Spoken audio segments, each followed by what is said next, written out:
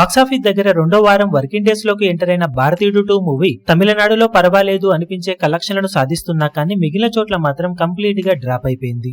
తెలుగు రాష్ట్రాలలో సినిమా 12వ రోజు 4 లక్షల రేంజ్ లో షేర్ ను సొంతం చేసుకుని మరింత కష్టతరం చేసుకుంది బ్రేక్ ఈవెన్ టార్గెట్ ను. టోటల్ గా 12 రోజులు పూర్తయిన తర్వాత సినిమా తెలుగు రాష్ట్రాలలో 13.49 కోట్ల దాకా షేర్ ను సాధించగా 23.15 కోట్ల రేంజ్ లో గ్రాస్ ను అందుకుంది.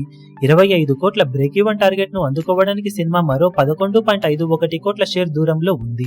ఇక 12వ రోజున వరల్డ్ వైడ్ గా 1.75 కోట్ల దాకా గ్రాస్ ను వసూలు చేసిన ఈ సినిమా 80 లక్షల మేర షేర్ ను సాధించింది. దాంతో టోటల్ గా ఇప్పుడు 12 రోజులు పూర్తయిన తర్వాత వరల్డ్ వైడ్ గా సినిమా అందుకున్న కలెక్షన్లను చూసుకుంటే తమిళనాడులో 50.95 కోట్లు, తెలుగు రాష్ట్రాలలో 23.15 కోట్లు, కర్ణాటకలో 9.20 కోట్లు, కేరళలో 5.70 కోట్లు, హిందీ అలాగే రెస్ట్ ఆఫ్ ఇండియాలో 8.20 కోట్లు, ఓవర్సీస్ మొత్తం మీద 50.05 కోట్ల దాకా గ్రాస్ ను వసూలు చేసిన ఈ సినిమా వరల్డ్ వైడ్ గా 147.20 కోట్ల దాకా గ్రాస్ ను, 71.40 కోట్ల దాకా షేర్ ను సాధించింది.